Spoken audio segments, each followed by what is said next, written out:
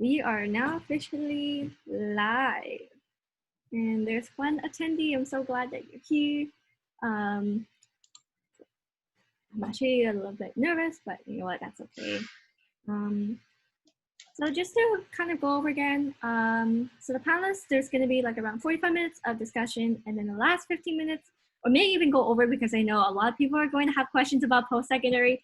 I just have that gut feeling.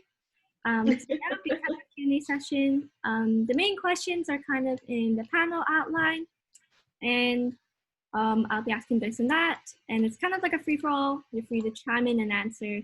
After not everyone will be able to answer, but that's okay. There's other opportunities to speak up.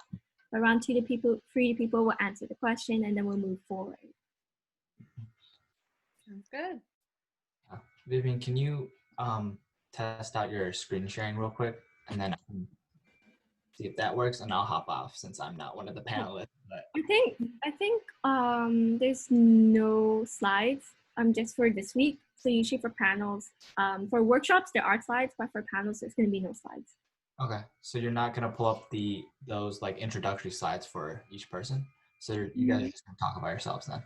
Yeah, we'll be talking about ourselves. Okay, great. I'm going to hop off and let you run the show. Alrighty, sounds good. Bye, guys. Hi, Andrew. Bye, Matt. Hi, it was nice meeting you. Nice meeting you, Coco. I'm trying to grab a charger. Give me a sec. Where is that? Hello.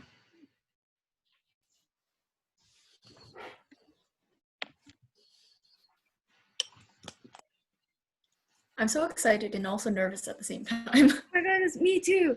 I'm actually kind of nervous and also just very excited too. It's my first time moderating something, but you know what? We got this. Everyone's gonna be great. Honestly, I've had so many career crises. I'm probably just gonna be a mess. Fake it till you make it. Exactly. Julie, did you go to Western as well? I'm still at Western, so I'm going into my 2nd year there. Are you in the BMOS program? I was, and then I just switched. Oh, you're the one who transferred to transitional justice, right? Yeah. How are you liking it? So like I took psych all throughout high school, so like that was kind of like my point of familiarity with it. But I'm really excited. Like hearing about the transitional justice minor from like people I knew was like, it made it sound so fun and cool. But yeah, no, I was in BMOS, but I was just not finding too much value from it because there's 6,000 first years in it alone. So yeah, and it's interesting because it's a jumping off point for a lot of people who want to get into Ivy, but it's like BMOS is great if you're not going in the consulting, investment banking, finance routes, but if you're in BMOS for like that, it's almost better with the way that Ivy's structured to hop and try something different. Yeah, no, exactly, for sure. And like I'm hoping to go into consulting, so like exactly what you said. Hi, guys. Hey, how's it going? Good. Sorry, my Wi-Fi is like crazy. I'm like in my basement, but we're here, so it's all good. I'm here. My goodness, it's almost time. Oh yeah, Vivian, can you like tell everyone to change their names? Yeah, for sure. Change. Oh yeah, by the way, change your names. With the panelist link that was given, for some reason it keeps on changing your name to kind of around. We're all Vivian. Thank you. We're all Vivian, exactly. An abundance of Vivians. By the way, I also want to ask, like, what are kind of your summer plans? Like, what do you like? Do you have anything on your bucket list that you want to like do, or bucket list? To not be a couch potato, probably. I feel that. Oh my gosh, it's a mood. I relate to that. I tried to start getting into exercising when the quarantine hit, and then I started. I was good for maybe like 2 weeks, and then it stopped. So I'm gonna try again. No, I would say like staying active. I don't know. For some reason, the motivation's there, but it's also kind of hard to keep on motivating yourself. And especially like if it's really difficult. Exactly. Yeah, no, for that first week, you're like, let's do this. And then after that, you're like, I'm done. Yeah. Exactly. Mm-hmm. I would say for me, like currently I'm chasing like a K-drama. So Oh, which Oh my one? God, which one? wait. Okay, it's The Good Doctor. I hadn't been able to. I hadn't watched it, even though my parents was like, "It's so good, you should watch it." I was like, I didn't watch it, and they're like, "You did not watch it?" And I was like, Oh my God, I haven't seen that one. I'm currently binge watching Itaewon Class, and I love it so Is that much. worth the watch? It's on my list, but 17 just made their comeback, so I'm a little bit like in that world right now. Rather than the K-drama world.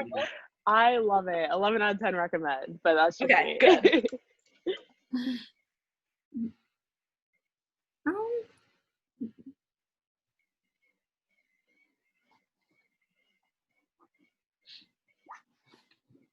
During the awkward silence. Oh, good. I think apparently Studio Ghibli films are coming to Netflix in Canada. So I'm based in Canada. So my sister and I are super excited for that. So we're thinking about maybe like binge watching some of the Studio Ghibli films. What's the Canadian to American split on the panel? I'm American. America. Hey. Canada. 1/3 right now. I think 2 out of the 6 right now are Canadian. Oh, For some reason I can't see Drishti. Okay, I'm it gonna. might be because of the link. Like, I know I had to use the link that you sent me to get in as a panelist. Oh, I see. I think she's here. I promoted her to a panelist. Okay, this works. Hi, everyone. Hi. Hi. Hey. I love your map. Like in the background, it's just super cute. I'm like looking at everyone's background. I'm like, oh, that's so cute. IKEA. Oh yes. Oh, Love nice. it. Wow. The lighting in your room must be so nice because your walls are like pitch white. Mhm. No, they're actually blue. It's just the lighting that's white. And then like this right here is when I was trying to train to become an instructor. So that's why there's just like random menstrual cycle right in the back. Let me see. Awesome. Sweet. Oh my goodness, it's 3 minutes. It's 3 minutes. Oh my gosh. Okay. A little bit nervous, but a little bit excited. I'm just gonna go for another rundown. So the first 45 minutes is gonna be kind of the discussion. I'm gonna start off and asking a question because I'll be moderating the panel, and then 2 free people are free to answer. It's kind of like a free for all to answer. If you don't get an answer, that's okay. There's other opportunities for other questions, and then for the last 15 minutes, there's gonna be a Q&A session. So, and I know it may or may not go overtime if you guys are okay with it, because I have this gut feeling, and I kind of predict it. There's gonna be a lot of questions. And it's going to go more than 15 minutes. Yeah, I'm good with staying for as long Yeah, as I'm you need. okay with staying Yeah, too. I don't have a life, so just go back to watching Netflix. It's cool. Honestly, who does right now? Quarantine truths. By the way, I wanted to ask: is it worth it getting a Netflix account? Because I was thinking, should I pay for it? I was like, should I not? I think you should. I just got it about a month ago, and I do think this is worth it. I have a website that's like, it's like illegal probably, but like I can see so many different shows on Netflix, and there's like not even barely any ads. Like it's such a seamless website. So I'll send you the link for it And and drop the link. Yeah, send it to all of us. We all want it on this. I'm gonna I love cancel my that Netflix. They're like slightly illegal. it definitely is. But like I canceled my Netflix last year, and like I never felt the need to get it again after I found this website. So. If you want to save money, I mean, Amazon Prime has a lot of good content. So, and that's only $40 for the year if you're a student. Oh, for the year? Oh, nice. Yeah. I didn't know that. Use Wait, your is that Canadian or student email, American? and then 40 Canadian. So Ooh, I don't okay. like American's probably cheaper. Yeah. Nice. But it's 6 months free for being a student as well, and then only after that do you start paying for the year. So. Okay. Yeah. Amazon Hello Prime. to everyone who's coming in. So we're gonna start in around in a couple minutes, just so to see everyone trickle in. feel free to chat in the chat box. And to also, if you have any questions, the Q&A box is always open. And at the end, we're gonna try to have a Q&A session so we could try to answer all of your questions. I would say at the moment, if you guys want to state like where you're from, I'm from BC, Canada. So yeah, that's pretty much cool. Ooh, Ohio, nice.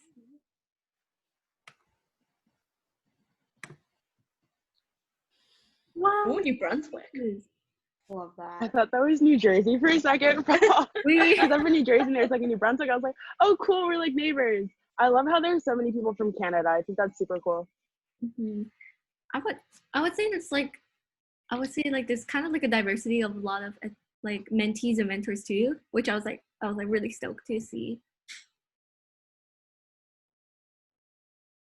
In terms of Project Snapshot, is it just US and Canada, or are there other countries that have people represented? I would say there was other countries. I can't vaguely remember on the top of my head, but there was a couple people other than US and Canada. Those were the two main countries that had like the most people in. In terms of staff, though, it's only split between the US and Canada, which is pretty cool. 50-50. Yeah, pretty much. Really like 60-40 for Canada. You all are taking over. I'm getting worried. I'm okay with it. I think it's cool because it's not often that you see like North American, or I guess like Canada plus US organizations. They're usually just Canadian or just American. Mm-hmm. And the fact that they're like so intertwined, love it. Oh my goodness, yes. So I would say let's start in around 1 minute because I feel like it's kind of, pretty excited for this and also nervous too.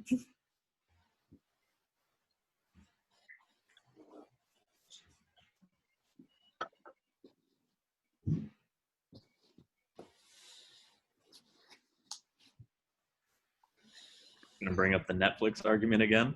In the US got Avatar: The Last Airbender, which is worth any amount of money. So that's my entire argument. If you don't like Avatar, don't get Netflix. If you do, though, well worth the investment. I haven't seen it, but my sister is obsessed with it, and she's like, watch it. And I'm like, I don't know, I just never really like vibe with it, but I respect it. Gotta watch the chat. The people are with me. They're with me. Oh my gosh. Somebody's asking what their free website was that's better than Netflix. Oh no. Oh no. Oh no. Just throw it in like the opportunities or something, Slack, and then delete it after an hour. Delete it after an hour. So that you don't like violate any copyrights or get yourself in trouble.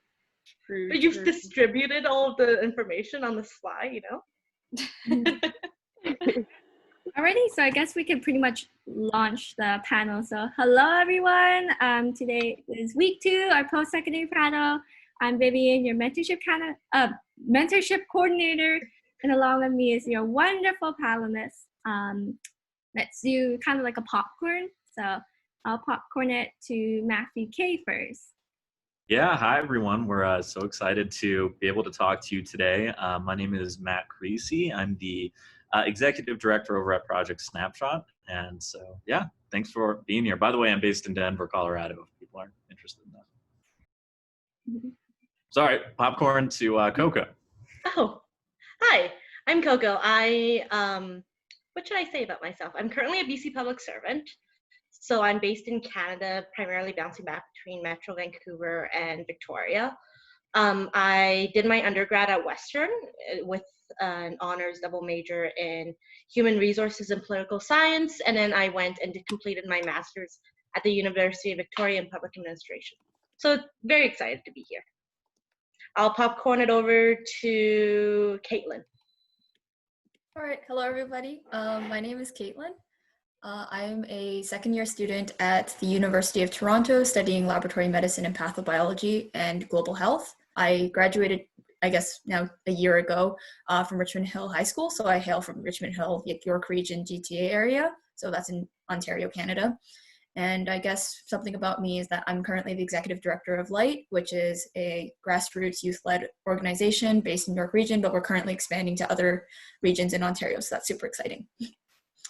And I guess I'll popcorn it over to Drishti. Hi everyone. So just like Katelyn, I just graduated from U of T with a double major in nutritional sciences and psychology. And I guess a cool fact about me, or something that I'm up to right now at least, is that I'm an MCAT instructor. So I'm currently teaching MCAT psychology and MCAT biology, and I also teach SAT and ACT. And other than that, I love to cook. And I will popcorn it over to Dzifa. I'm so sorry if I pronounced your name wrong. Please no, that was correct so me. close. So hi everyone, I'm Dzifa, and I'm currently, so I live in New Jersey, but I'm a New Yorker at heart because I go to school in New York. And so I'm a rising senior, 4th year at Mercy College. And so there I'm studying finance and data analytics. Yeah, I pretty much love everything like business related. In a few weeks, I'll be starting my internship at Citigroup in their corporate banking division, and really excited to be here. And I'm gonna popcorn it over to Julie. All right, hi everyone, I'm Julie. I'm going into my 2nd year at Western University, which is in London, Ontario, Canada. But I'm originally from Winnipeg, Manitoba, which is where I am right now. And I'm in the psychology program there, although I just transferred from the business management, which I can get into later. And I'm currently a summer intern at KPMG and an apprentice with Flick. So it's been fun. Woohoo, awesome. So now everyone's introduced ourselves, and we're just gonna give a quick rundown. So around 45 minutes of discussion, and around the last 15 minutes, it's gonna be like a Q&A where we answer your questions. And we're also definitely free to go even more than 15 minutes just to answer all of your questions if possible. So I'm just gonna start off with the first question. So it's kind of how early do you need to prepare for post-secondary? And what exactly do you need to prepare or to kind of like research? Like what are some of your tips with that?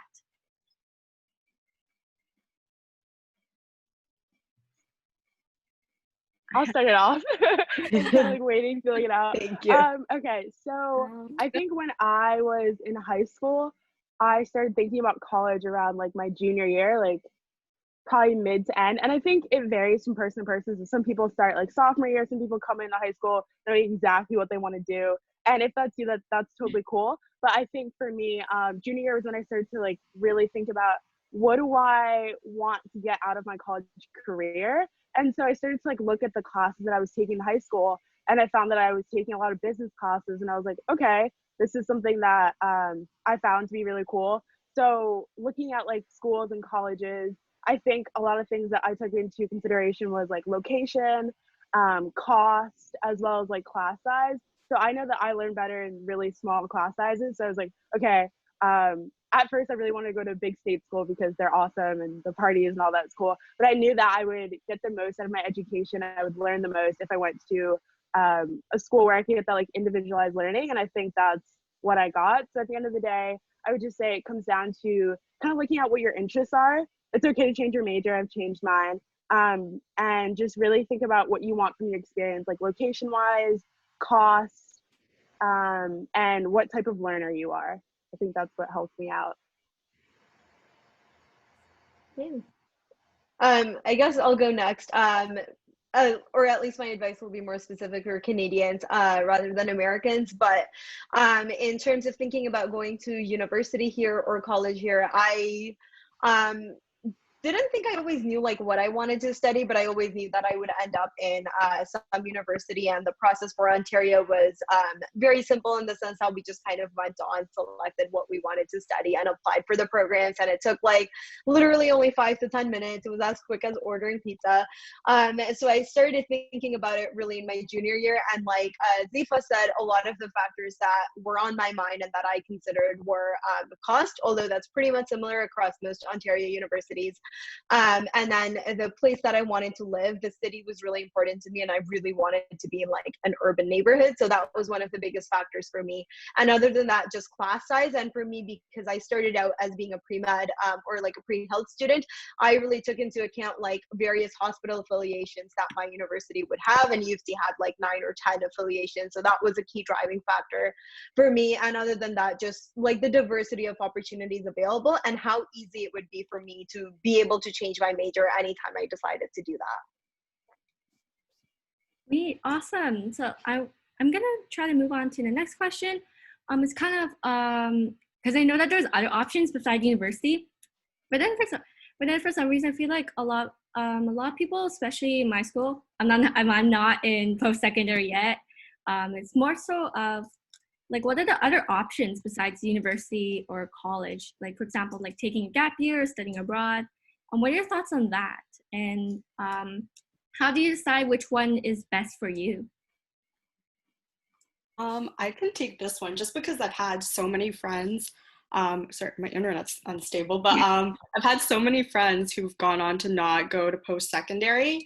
And honestly, if you're someone who's really unsure of what you want to do with your life and you don't want to make that commitment to university yet, go ahead and take a gap year if you feel that's right for you, because no one's really forcing you to go to university yet, and you can always go to university eventually. So I think that's one big factor. And it also really depends on your interest. If you're more of the academic type, obviously university is going to be for you.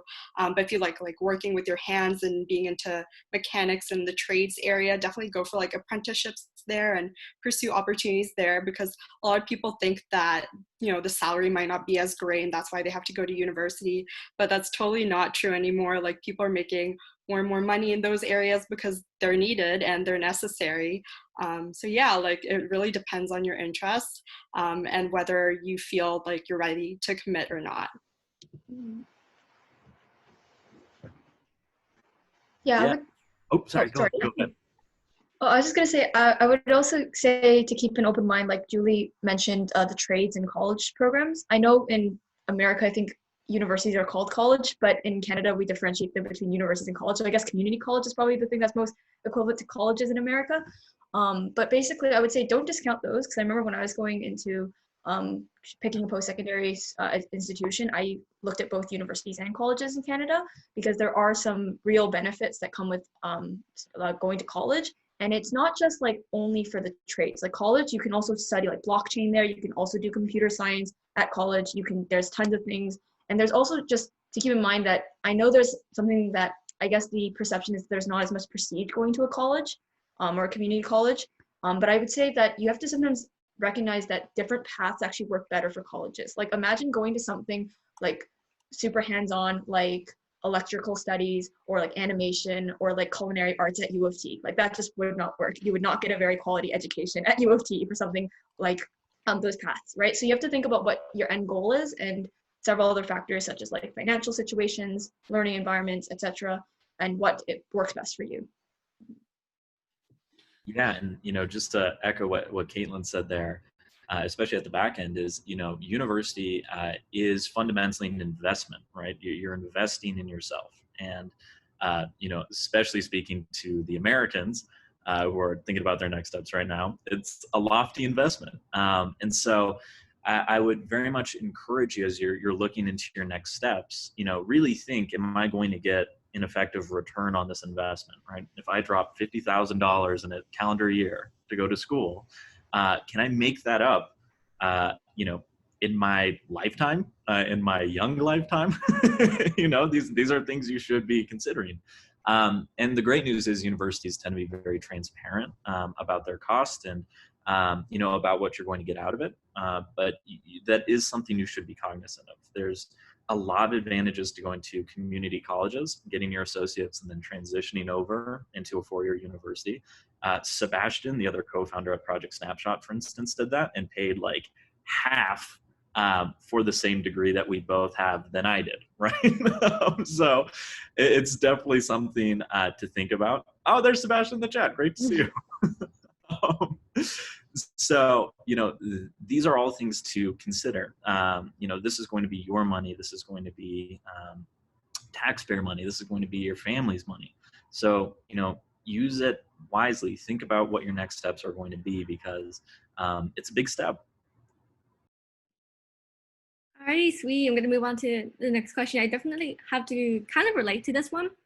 It's more so when you still feel kind of lost between choosing like what programs or like what majors you're gonna do, especially because when you apply to post-secondary, you have to choose like what programs you want to do. So do you have any tips for choosing like which ones, and what happens, especially what happens if you choose one? For example, if you choose business and then you think, oh shoot, it's not for me, what do I do? I'll take a toss at this one. I think there's a lot of pressure to know what you want and kind of know what you like at a certain point. But what I found works for me is knowing what I didn't want and kind of going in a different direction. So to give you an example, like I knew I didn't love like the idea of private sector, like consulting. And, I knew I didn't love the idea of investment banking. I knew I didn't like accounting, and I didn't want to do numbers. So I was like, okay, after knocking out all those choices, I kind of have two options here: marketing or consumer behavior, marketing/consumer behavior, or HR. And I liked HR and I like dealing with people. So that kind of is how I fell into that. But also don't discount kind of courses that you're taking for fun. So to give you a good example too, in my first year, like in high school, I took a bunch of history classes. I loved it. So I was like, oh, great. When I get to university, I'm going to totally take history. Turns out the history class, the first year offering for history, didn't cover World War II or the Cold War. I kind of just went up to the Great War and left it at that. I was like, okay, I know what I like, and this isn't it. So I'm going to take a political science class, and then it became my other major. So you don't always have to know what you want, but if you kind of just get a feel for things and see what you don't want, sometimes that can be a lot of help along the way.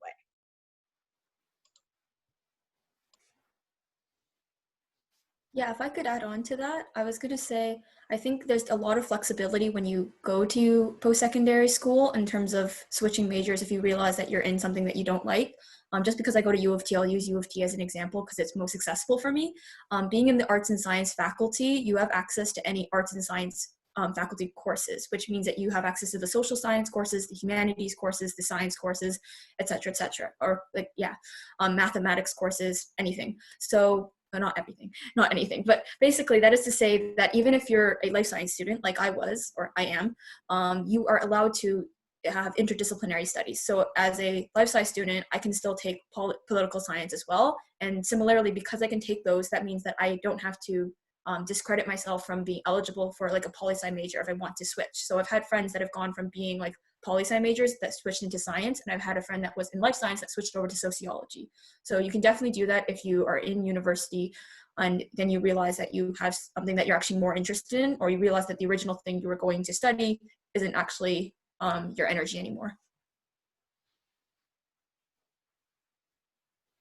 Alrighty, by the way, I love your answers, especially with if you kind of like, especially with elimination. By the way, if you decide you don't want to do, it kind of becomes a little bit easier. So kind of my next question are, what are some tips that you can give for applying to post-secondary applications and as well as scholarships? As I know it can be like really hard to stand out as an applicant, or to kind of make sure that you get a higher chance of basically getting it.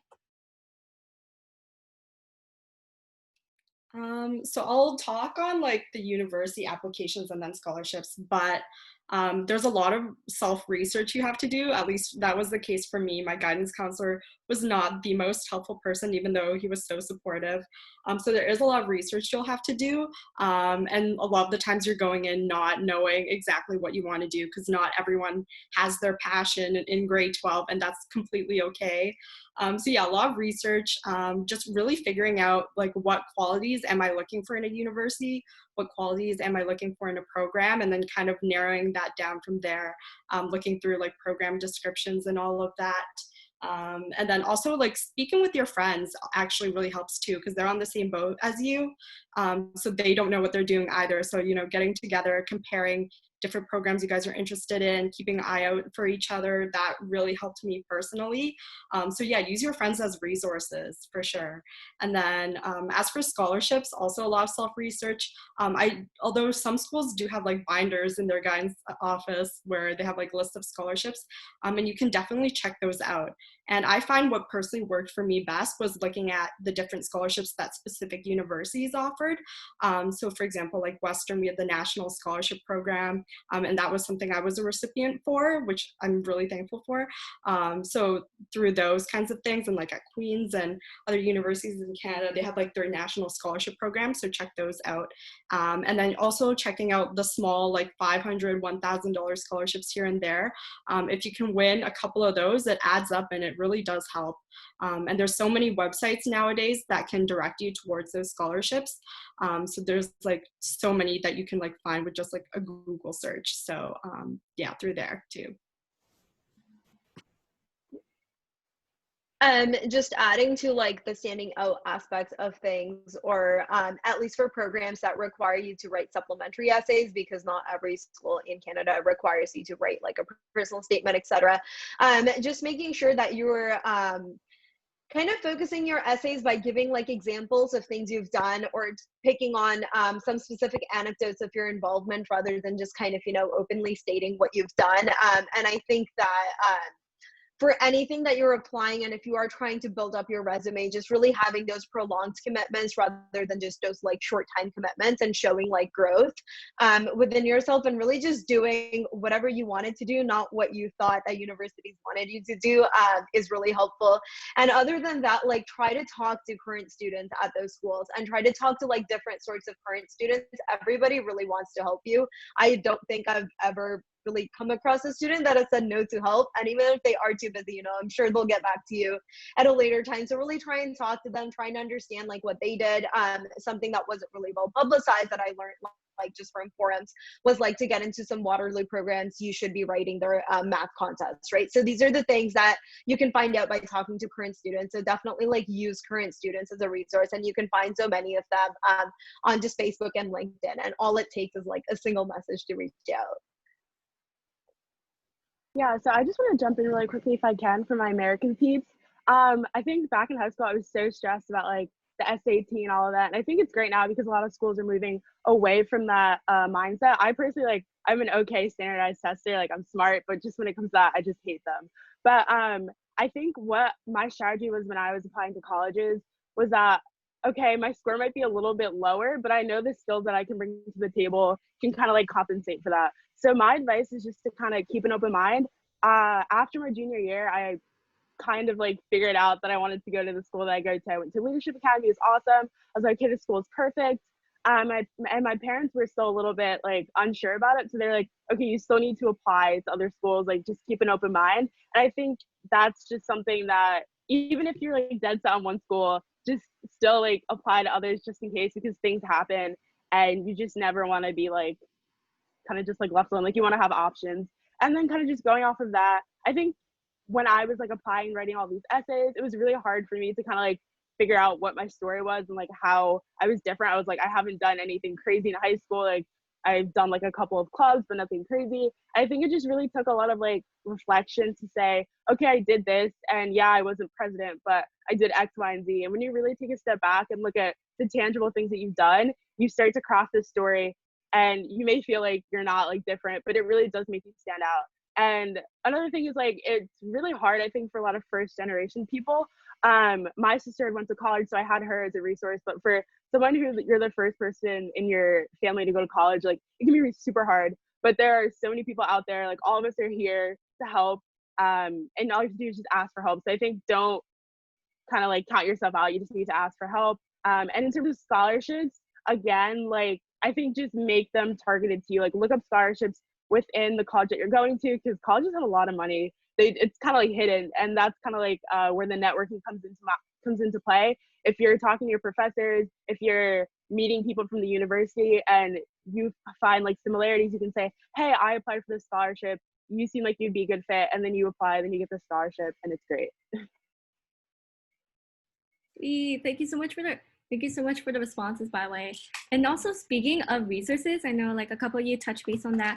What are some of the resources that kind of help you with your like any specific websites or apps or of the sort that helped you either with your transition to post-secondary or your process throughout post-secondary?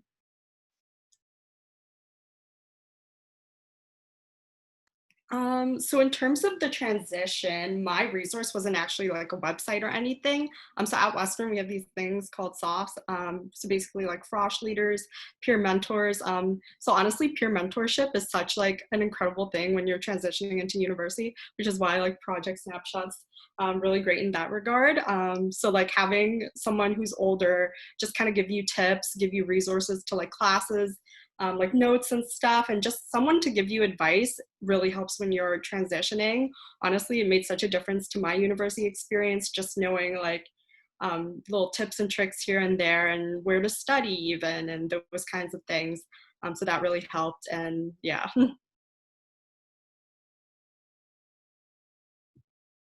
I was gonna say too, as someone who was a residence advisor, like Western's unique in that we have a soft system, so they're kind of the more fun people in all honesty, and then you've got the like the residence advisors, which can come off like we can come off really not the greatest because we're there to enforce the rules. However, like we're also there to be there for you and want to help you out too. So for a program or like a place where if you're living in res and you don't have a soft like structure, like go to your residence advisor.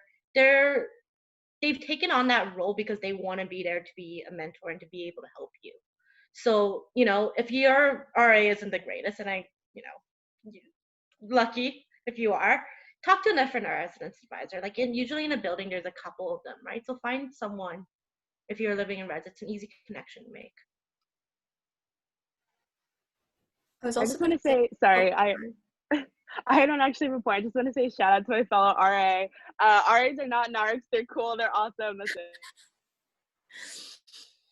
I was going to say two really easy resources is Reddit and Wyconic. I feel like Wyconic is really helpful for scholarship help. That's where I found my scholarship help, and I thought the advice was pretty sound and pretty reliable there. And Reddit I use for like all my courses. Before picking my courses, I go on Reddit and I see what other people have to say about it. Obviously take it with a grain of salt because people tend to like to complain more than like talk about when they liked a course.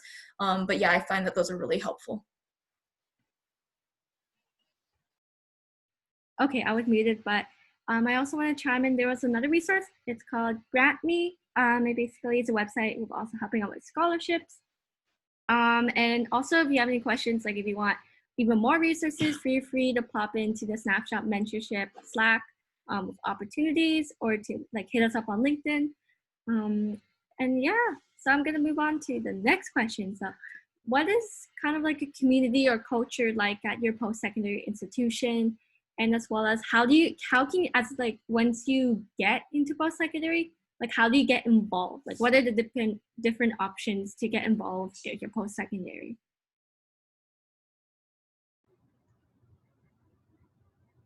As someone who went to 2 universities, I can speak a little bit to the cultures thing, and I'll touch on the involvement stuff as well. But in terms of university culture, I think it's often discounted. Like Western is a very student-oriented school. Like everyone lives within half an hour usually from the university, either by bus or by walking. It's a very like there's a lot of school enthusiasm. Everyone's on campus late at night. Like it's a really good environment to be in. And then Victoria is similar. So as a master's student, I know there's a question for a panelist, so I can get into that later on. But as a master's student, you're not as involved as you likely were in undergrad. But the culture is different. Like each university has their own specific culture, and the best way to know about that is to talk to the people who went there, because they're able to speak to the good, the bad, the ugly, but also like how it may fit your personality really well, or even if it doesn't seem like it'll fit your personality, where to find your spot and where you fit in. And that kind of leads me to talk about extracurriculars. Like universities are huge. Like there's clubs days, like there's hundreds of clubs, maybe 100, but there's a lot of opportunities to get involved. So I would say take a walk around on like clubs day, clubs week, and just see the opportunities available. Like University of Victoria has a brewing club for people interested in making alcohol, and like a games club, and and then Western's got a ton of different ones too. If you know what you're kind of interested in, and also if you know what you're not interested in, kind of let yourself fall into that a little bit, and then naturally more and more opportunities will come.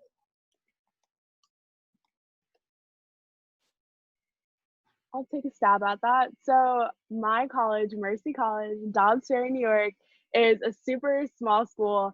And it's crazy because, like I said, when I initially was looking for colleges, I was like, I'm going to go to a big school. It's going to have like a football team, amazing parties. It's going to be great. And the school that I go to now, like we don't even have a football team. But at the end of the day, the culture that they've crafted there is something that's so unique. And I think that's why I 100% don't regret my decision.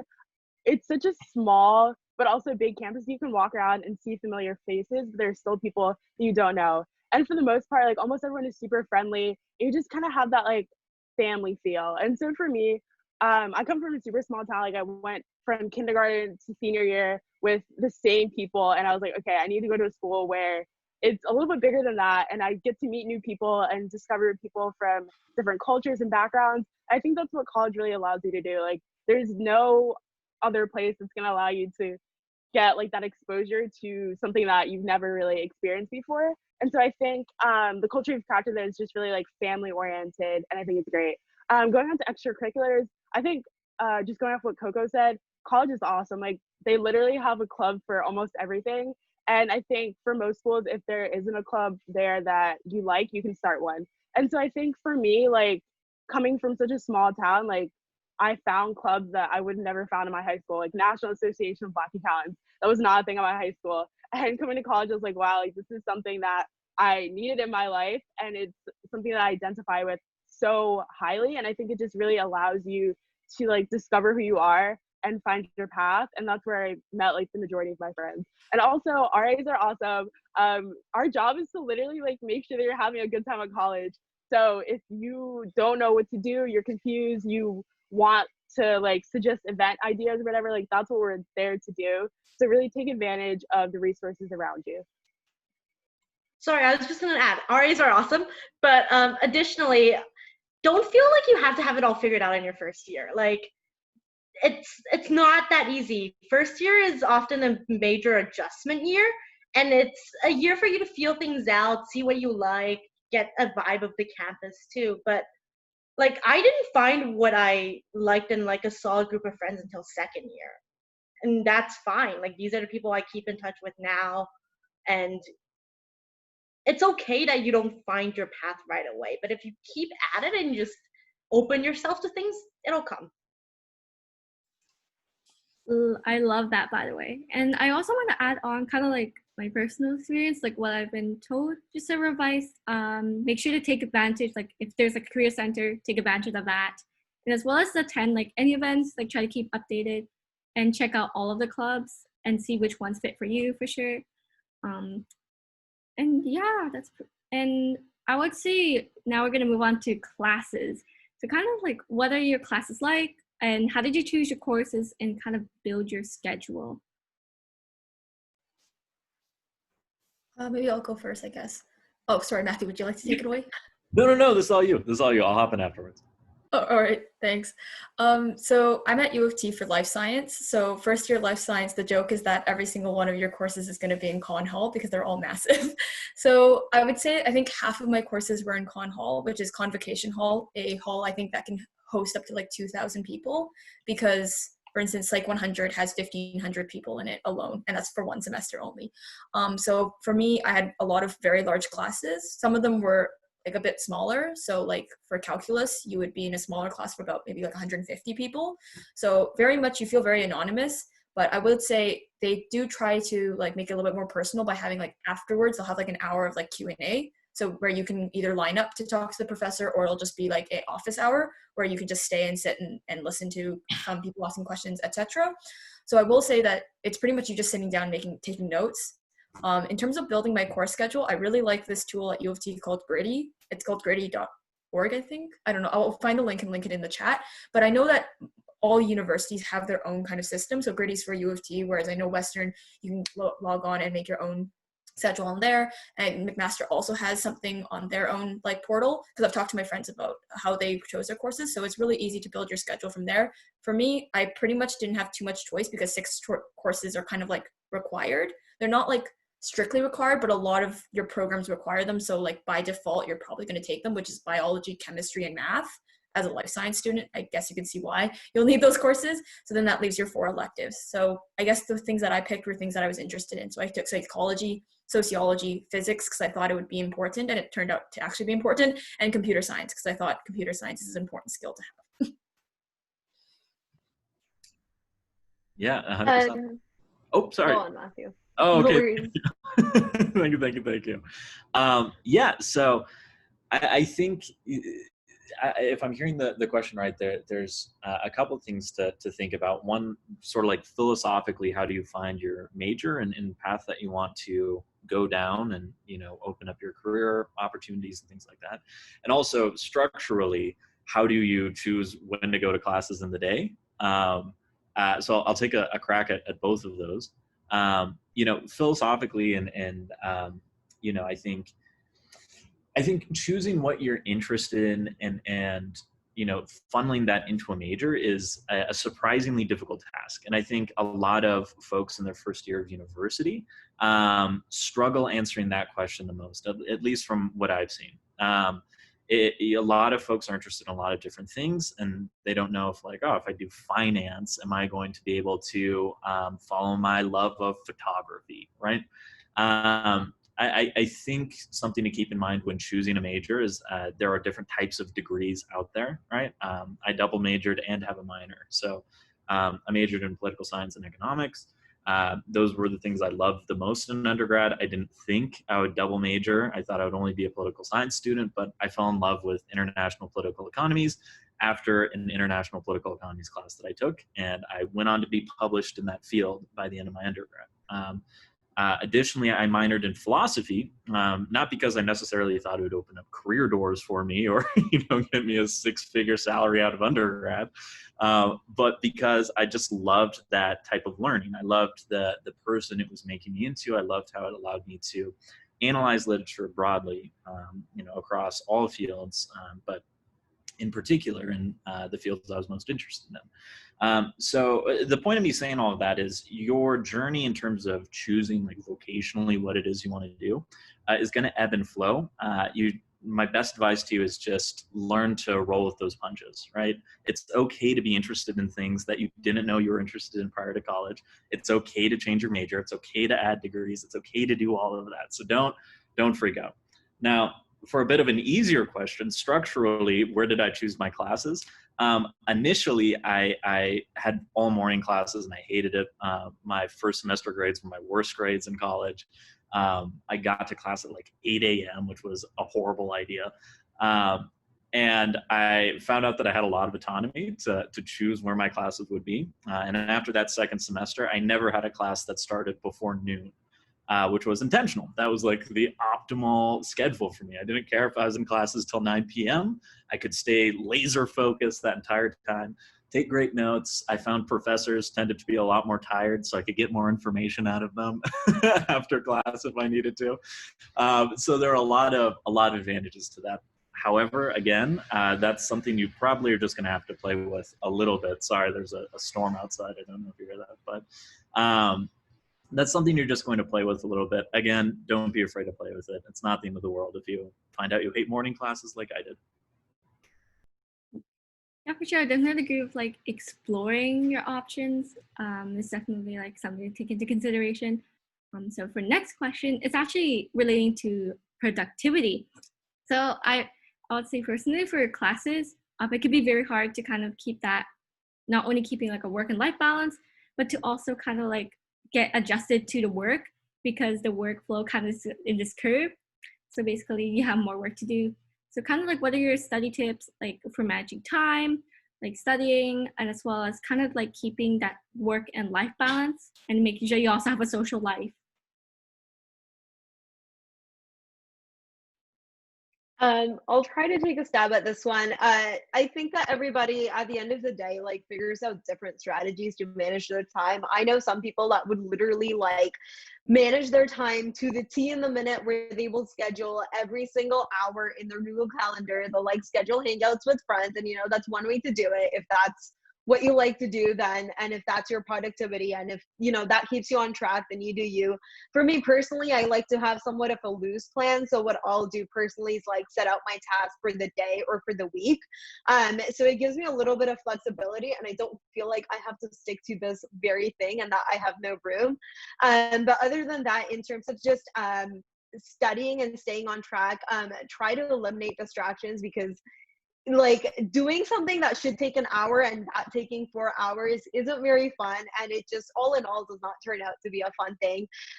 Study advice specifically, I mentioned it a little bit in my takeover, but just using spaced repetition, a great app for that for whoever uses it out here is Anki. It's a free flashcard app that you can download and has literally saved my life all of university. So just being able to review the concepts and making sure that you understand your learning style, and then implement that learning style to learn actively, not just like reading your textbook, but actually like reviewing that material, constantly making up questions, figuring out how you like to study, whether that's in a group, whether that's individually. And yeah, I think that would be my best advice. And other than that, I'm sure you can figure out the time to have fun. I think that at the end, you will figure that out. If I could add on to that, a strategy I recently found out that really helped me is that I used to plan out my tasks for the day in the morning. So when I would wake up, I'd be like, okay, what do I want to get done today, right?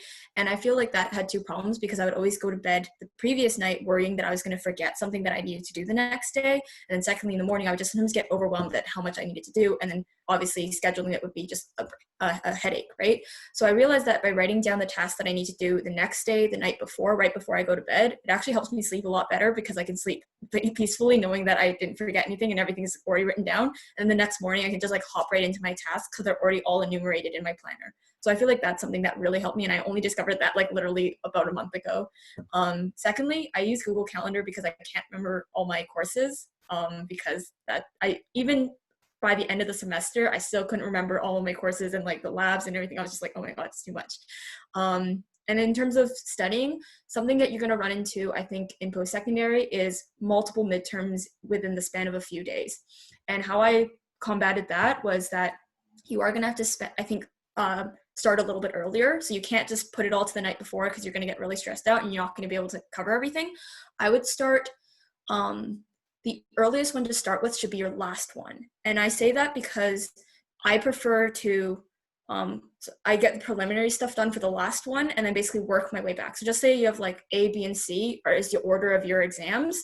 I start with C first, and then that way, just 2 days before, I start with A. So then you can do A right immediately before, and then after you're done A, you do B, but you've already started B from a few days ago. I know that sounds a little bit complicated, but basically start with the latest one, because you're probably going to run out of time for that, and then do the most immediate one when the time comes.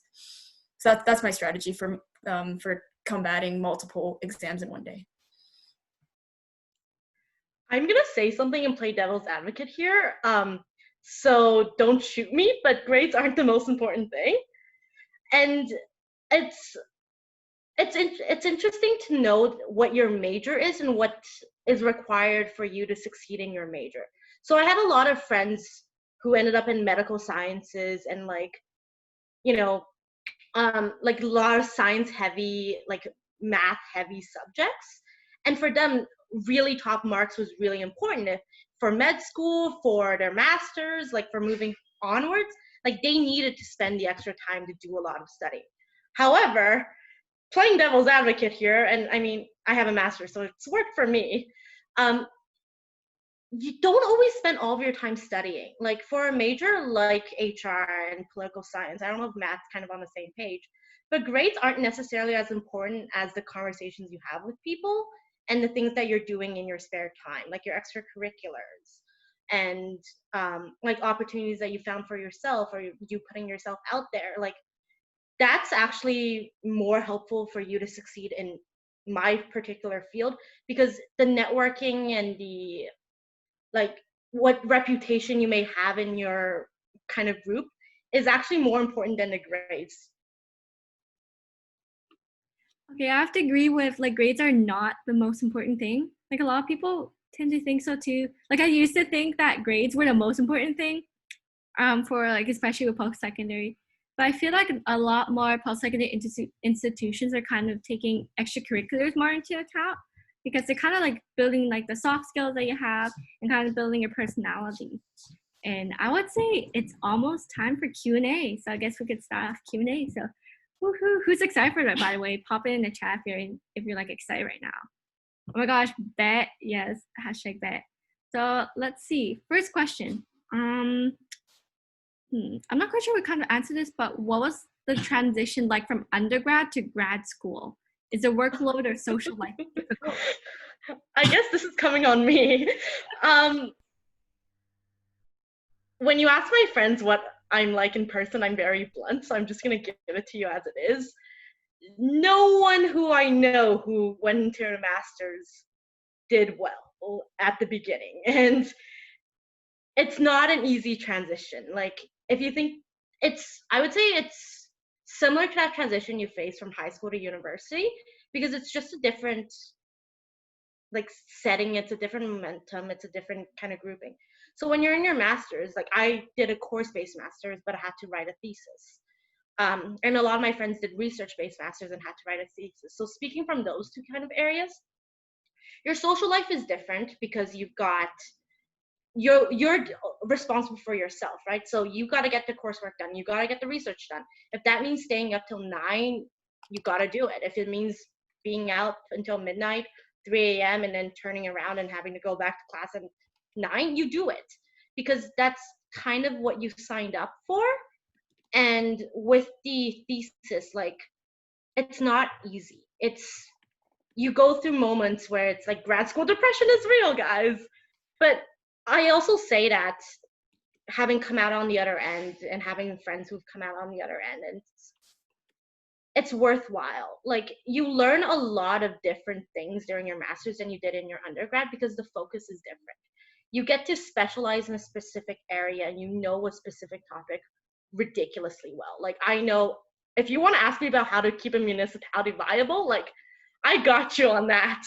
But to get back to the original question, it's not the easiest transition. It's not a fun transition. The workload and the social life is different, but you'll get through it. Like don't underestimate yourself when you think of yourself as a resilient person who is able to tackle the change. Like you can get through it. It's just, it is going to be painful. Okay, sweet, awesome.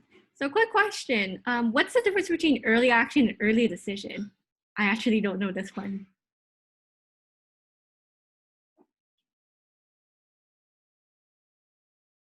I'm gonna have to refer to Google on that one. I can take a quick stab at it. Just full disclosure, I only applied to American schools and I did not attend an American school. But off the top of my head, and again, please make sure with Google and the actual school, is that simply that early action means that you're not committed to going to the school if you do actually get in.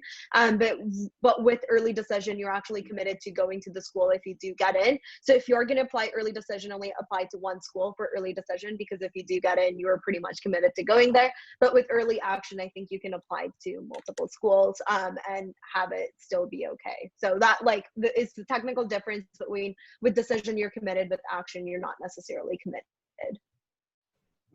Okay, awesome. So what do you recommend doing during the summers between college semesters? Actually, there's a lot of options like a job or summer classes or internships. Like kind of like what do you normally do like during the summer, and like what are kind of your tips on that? Totally. Go ahead, Julie. I'll hop in. You can go. Okay, cool. Go. I will make this recommendation every day and twice on Thursday. It is so important to consider taking summer courses. I graduated with 3 degrees in 3 years because I was able to stack some courses on in the summer, meaning I was able to get in and out of my programs really quickly while still always interacting with literature and materials that I was interested in interacting with. So for me, no matter what you do, I would always recommend considering taking summer courses.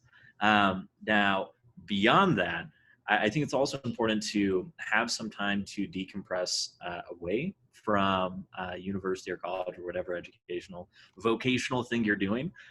So always carve out time really to just relax, have fun. You're not in the working world yet, let me tell you. You don't get summer breaks when you have a 9 to 5. So really, really consider enjoying those last few major breaks that you're going to get, because you'll really cherish them. They're really going to be valuable memories. Take a vacation, go on some hikes, hang out with some friends, have a barbecue. All of that is going to be worth it. Trust me. Mm-hmm. I was definitely going to echo like the summer courses thing. I didn't take summer courses, and I personally regret that now. Looking back on it, I could have definitely fast-tracked like my degree to include some more opportunities here and there. And then as for like interning and jobs and stuff, it really depends on your program and kind of where you want to be in the next couple of years. So for example, if you're planning on graduating and not pursuing like a post-grad opportunity like a master's or law school or any of those things, then maybe like getting an internship over the summer might be a really valuable experience, so that when you enter the workforce, you're more prepared. Having like a fun summer job in like first year is honestly such like a fun thing to do. I feel like a lot of first year students are pressured to get internships right after first year, but you really don't have to. Like I have friends who aren't, and it's like totally okay, because like honestly the internship that matters most is the one you have in third year. Like not a lot of places are going to care that much beforehand. And then like summer jobs and stuff, if you can balance out summer courses with that too, that could be a really great opportunity to fast track. But like Matthew said, take the time to take breaks. If you have an opportunity to go travel with your family for a month or something, take that opportunity, because you won't regret it. You'll look back on it, like once you're in the working world, you'll definitely look back on that and like appreciate that you took that time off to go travel and go do something you're more passionate about. Yeah, definitely. One last thing I was going to add, sorry Vivian to interrupt. Sure. Look at how your program is funded and how you pay for your courses, because at Western I was able to overload, and so I took 6 courses a semester without having to pay anything extra, because that's the way, like as a full-time student you pay a certain fee. Well, I know with like UBC, SFU, and a lot of the BC universities, it's pay per course. So that's why a lot of people take less courses a semester and like do a full-time job or do an internship or something on top of that. So look at how your program is funded when you're making that decision too, if you're taking a summer course. But speaking to just like the work itself, like as someone who's working a 9 to 5 job, take the summers off and go and enjoy yourself.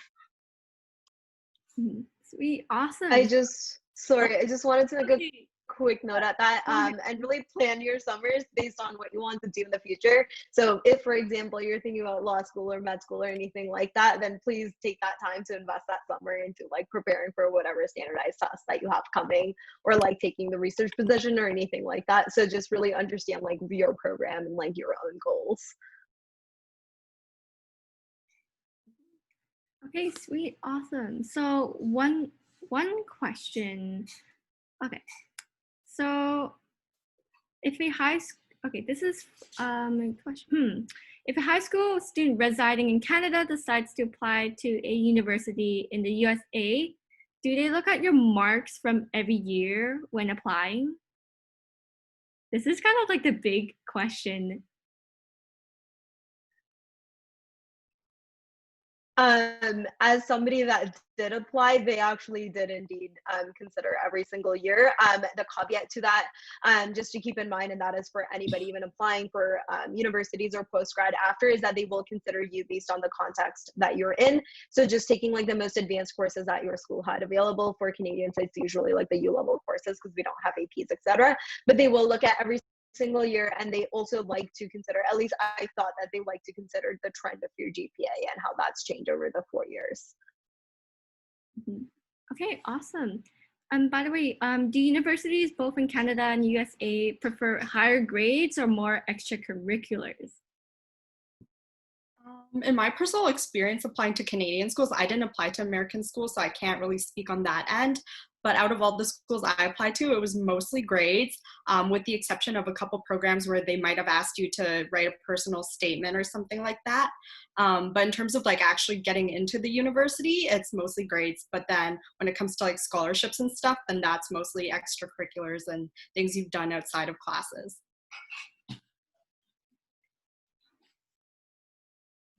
Yeah, I think for American schools, the majority of them kind of prioritize like your grades. That's like the first thing, like SAT scores and all that. Like I said earlier, I think there's a shift that's occurring, which I think is really great. I think I like to say like this is what one of my professors loves to say, like IQ gets you in the door, but EQ like gets you like promoted and stuff like that. I think that applies to college too. Like your grades can get you in, but then after that, like they really want to know that they're investing in like someone who's going to make their school look good. Like you're going to school to like get a job, whatever your goals are, and they just want to make sure that they're investing in someone who is going to contribute to their school, contribute to their community. So I think like for the school that I went to, they didn't require SAT scores, but I still like took those scores because I knew that that was something that I needed to get in the door. But after you get in, I'd say really focus on like extracurriculars, especially for like business. Like 99% everything is networking and just really showing your actual skills and how you can perform in the job. Okay, I was on mute again, but sweet, that was awesome. So anyone who was kind of involved like in this leadership position, can you talk about how student leadership kind of affected your college experience? And I see that Sebastian mentioned to Matt K, feel free to go into depth about your path from SFRC to president. Yeah, 100%. So I can't speak highly enough for the extracurricular leadership opportunities I had at my university. In large part, the positions I was lucky enough to serve in were why I went to the University of Colorado, Denver. The way things like their student government association works, their business clubs work, all of these extracurricular activities work, is that they're not just integrated into university life, but into the communities that are within Denver and within Colorado broadly. So, Sebastian mentioned the Student Fee Review Committee, or SFRC. That particular committee informed me a lot in terms of how I operate as a leader today, because as a 19-year-old kid, I was thrown into a committee that oversaw about a $6 million budget on campus and allocated those financial resources out to various student resources on campus. So I suddenly had to learn how to delegate. I suddenly had to learn how to, avoid crises and work my way through different crises. I had to have difficult conversations with adults who were far more educated and, professionally refined than I was. I had to do all of those things really quickly. And by being thrown into that crucible, I really developed quickly my leadership identity, my values. I learned really quickly how important a good team is in achieving goals. It informed almost everything I know today about what I know about leadership and organizational management, and retention, and growth. So I can't speak highly enough of pursuing leadership opportunities. Sebastian, I think also mentioned that, that was just one step in a long track of leadership that I did in college. Eventually, I served as the president of the student body, which I was super fortunate to be able to do.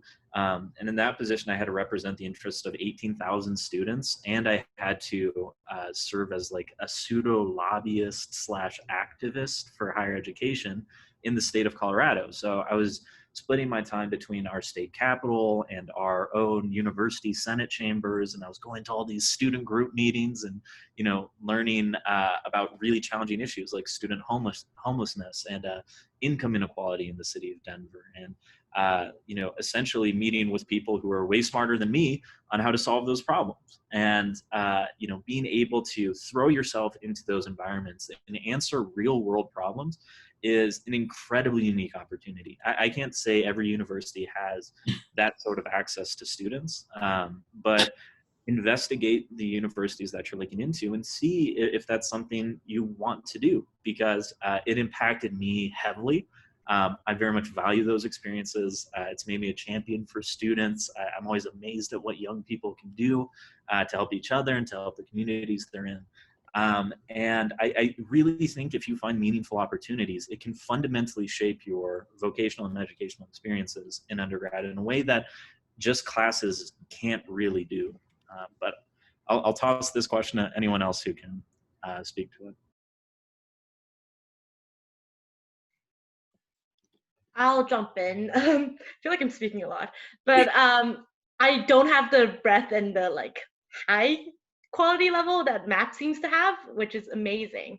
But this kind of gets to a point I was trying to make at earlier, which is what people know about you and what they kind of get to you as and think of you. So what I mean by that is I was lucky enough to be the vice president of a club, represent on like my faculty on student council, like lead a delegation up to Ottawa for a weekend venture, but a lot of that came because once you do something right, people do notice and they kind of are like, oh yeah, she'd be great for this, or tap into you here. Like you have student leadership experiences are great because they teach you a ton about yourself and where you value, but also remember that people are watching you too, and people are looking up to you, or people are keeping an eye on you to say, hey, like this person may be a good fit for here. So when you're in those leadership positions, remember to look down and tap up too. Awesome. Sorry, can I just jump in really quickly? Yeah, for sure. Super short. I absolutely love what Coco just said. I think like oftentimes leadership, like we think of it as this huge title, but honestly, like we are all leaders. Like when you go to class and you're in a discussion, you include someone in the discussion. Like it's the little things, like you're being a leader. And honestly, like almost all the opportunities, all the internships that I've gotten have been through like just showing up in class, like putting that extra foot forward, being a leader, like when no one's watching and people are watching, people are noticing. And then when these opportunities come up, you're going to be the first person that comes to mind. And I think another huge thing that you mentioned, Coco, that I love is just like, once you get to that position, like once you're high up, like it's, or at least I believe it's like your duty to kind of just keep that circle of reciprocity going. So like, that's why I love doing things like this, because I've gone through certain experiences. So the least that I can do is kind of just pay that forward. So that yes, you're going to go through this experience, but if I can give you advice to make that experience a little bit less scary and a little bit less stressful, I'm going to do that, because then that just kind of just like increases the cycle and just makes our generation even awesome. And at the end of the day, all I'm saying is just like give back, and yeah, just give back. Alrighty, thank you so much for your answers, by the way. And I would say that definitely it can kind of be a tad bit daunting to like actually take up a leadership position, but it doesn't hurt to try. I mean, the worst thing that can happen is that people will say no, but with rejection, for sure, just a little bit of chime in. As long as you could turn it into like, okay, I can try again. Like, even though if I fail or get rejected, like it's always something I can improve upon, and eventually I'll get there. And so moving on to the next question. So I would say, by the way, I love the questions that you guys have. There's so many. I'm kind of a little bit, Okay, I would say, I was wondering if you could recommend taking classes with a set time.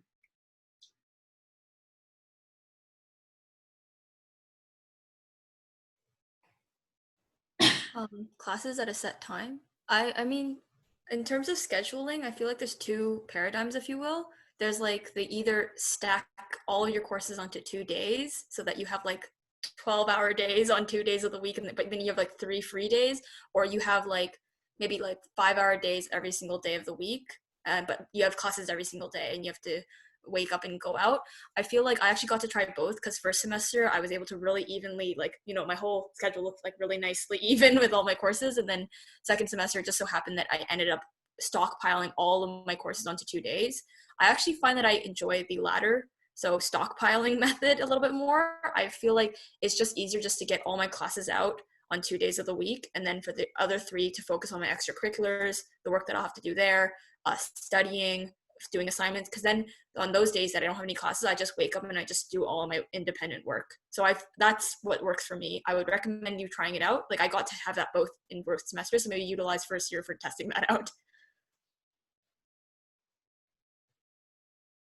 Okay, awesome. And there was another question, basically living on campus versus off campus. So kind of like, what are your thoughts on both?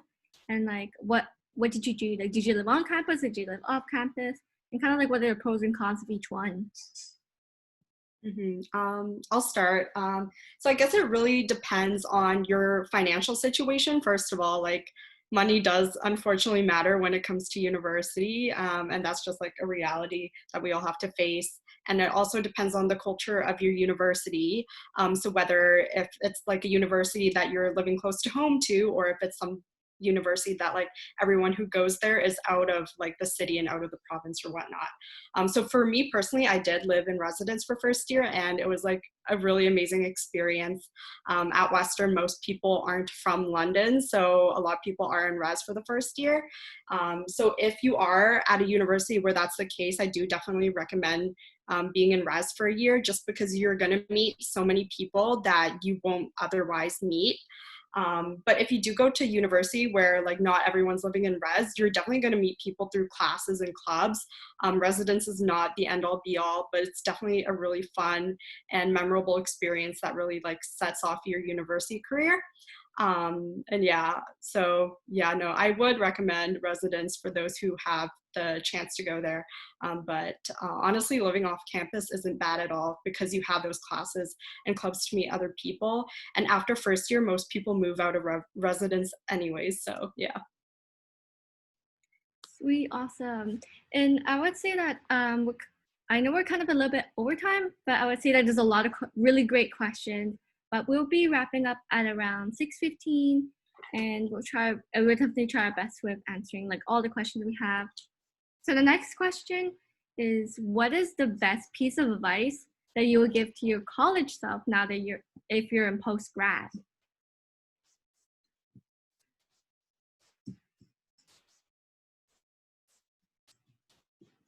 Take some risks and don't feel like you have to do it all.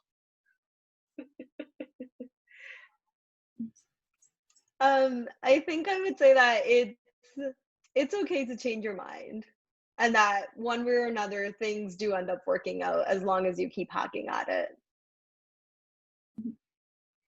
I would say do everything in your capability to do things outside of your comfort zone, and say yes to opportunities. Like, you can say no, but say yes to opportunities. Even if you feel like you're not qualified or you're not ready, say yes. And failure, just fail. Like, it sounds scary, but just fail, because then you're going to succeed even faster and it's going to be great. So failure is great. Fail forward. I would say failure is definitely very important, because we actually learn a lot from our mistakes and also from other people's mistakes, I would say too. And okay, this is also a question. Also, I think it's kind of deep. It's kind of about motivation. So basically, outside the thoughts of future jobs and whatnot, what motivates you guys to do your best?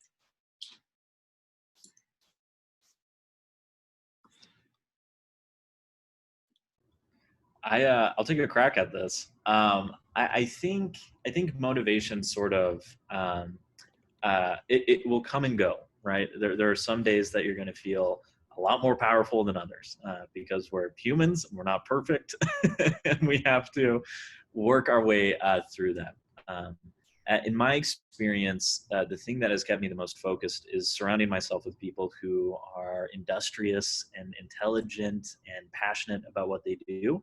And that always just makes me want to be all of those traits as well, to the most, the greatest extent that I can.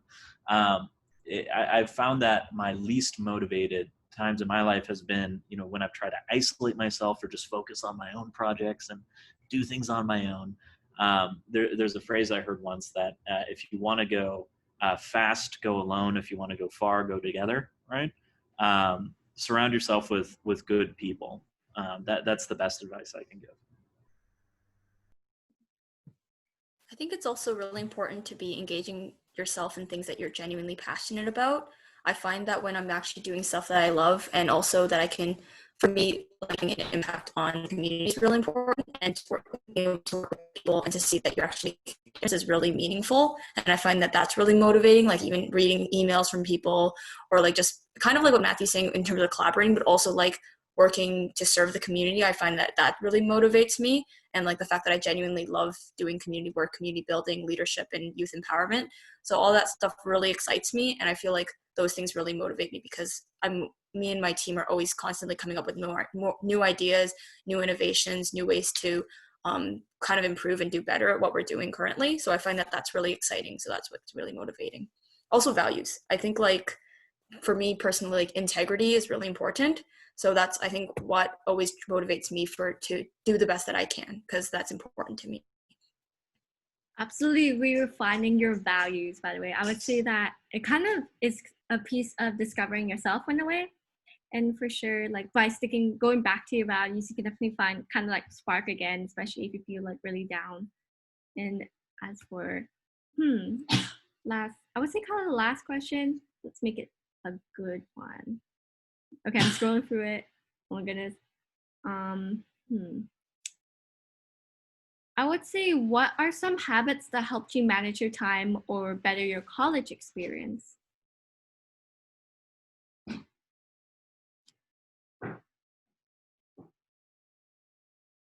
The Google Calendar is real. Like that's plan, like if you have everything kind of blocked out and kind of you have an idea of what your day's going to unfold and look like, or how your week's going to unfold and look like, you can do the more spontaneous thing and kind of go and do stuff. But if you know you've got a midterm in 3 days and it's not on your calendar, like, should probably be studying for that midterm. Maybe like 3 days is a little far ahead. Maybe like 24 hours before you should be studying for your midterm, but plan it out. No, I definitely agree. One thing I do specifically is I make a priority list. Every single day I have like a new priority list, like what do I need to get done today, like what's most important, and I try to get through those most important things. And if I'm like near the end of the list and something comes up, it's like, hey, my friends want to hang out, and that thing at the end of the list isn't that important and I haven't done it yet, then maybe I'll sacrifice that and like go be with my friends and de-stress and relax. But then like if it's important, then I'll be like, no thanks, I have to stay and get it done. Also, just a little thing is that assignment weights matter. If something's worth 5% versus something's worth 35%, that is a big factor in how you're going to prioritize it and how much time you're going to spend on it. And sometimes, you just have to pick what else you're taking. And sometimes that 2% L might just be worth it if you need to focus the time on that 35% assignment. Okay, awesome. I guess we can squeeze in one last question. Whew, awesome. So I would say I have a huge problem with overscheduling myself. Okay, I also personally struggle with this. So feeling like I have more stuff than I have the time to do so. So do you have any suggestions or tips for relieving stress and to also kind of just stop overscheduling yourself? I got tongue-tied right there. I'll take a stab at this. I have the same problem and I definitely don't have the solution to it. So I'll welcome like any ideas. But I think thus far what I've been trying to do is really just look at like what I think prioritization is like a huge thing, like Julie said. Take a look at what I want to do. I think a lot of my high school and college career, I was thinking about what other people want me to do and what other people think is cool, but really just focus and say like, okay, like, am I actually enjoying this? Am I actually like getting value out of this? And when you kind of look at it as like a trade-off, I think it starts to kind of clear out. So yeah, just do some self-reflection. I think that's huge. Put on a candle, some cool music, journal, and it'll be all good. I'm going to echo my fellow RA and say journaling is big and really important. But the other thing that I found works for me is I have a friend who's like my no bullshit friend. So nothing slides. Like if I'm overthinking, if I'm overanalyzing, like if I'm doing something major, like he's there and he's kind of like will always be the feedback. So find your like feedback, someone who can give you an honest opinion on things. And if you're trying to list out your schedule and plan days with people and you're like, I'm not free for the next 2 weeks, take that as a hint to yourself that you can slow down and things are okay. Like, you're not, this is really mean to say, but you're not the most important person in the room, and sometimes things can go on without you there. So when you kind of realize that a little bit, and like, you don't have to realize it right away. I don't. But when you kind of like, it starts clicking in a little bit and you're like, oh, like it's okay for me to take a step back and things are still progress. Take that step back. Yeah, for sure. And I guess it's almost 6:15, but I would say thank you so much for the panel, and also thank you so much for the attendees for and having a bunch of awesome questions. So if your question wasn't answered, feel free to either pop it into #HelpChat, and also we'll be trying our best to see if we can answer them, and we'll have like any takeaways, and as well as the recording will be sent out in the Google Drive. So stay tuned for that. Alrighty, that pretty much wraps it up. And by the way, thank you so much for coming, by the way. See you all guys soon. Give a big wave and say thank you to panelists. Thank you so much for having us, everybody. It was such a pleasure to like interact with all of you here. Retweet. You guys are so cool. Oh, feel free. I have my takeover tomorrow, so throw anything you want in there, and maybe I'll try to be helpful. Yeah. And My takeover's on Friday. Yeah. Okay, awesome. I'm gonna ask like some questions. Be ready. I love asking questions. No, I'm excited. You asked a lot of good questions. I was following the stuff, and all of you guys had really good answers. So I'm like, how am I going to follow up with this? And I would just say, like, I really love like all of the points you wrapped up, and I feel like with all of your different experiences and like all of your skills, I feel like it brought like a nice ring to it. For sure. I feel like we could talk about this stuff all day long, though. There's so much stuff to talk about, you know? Right? Okay, I'll be stopping the recording right now.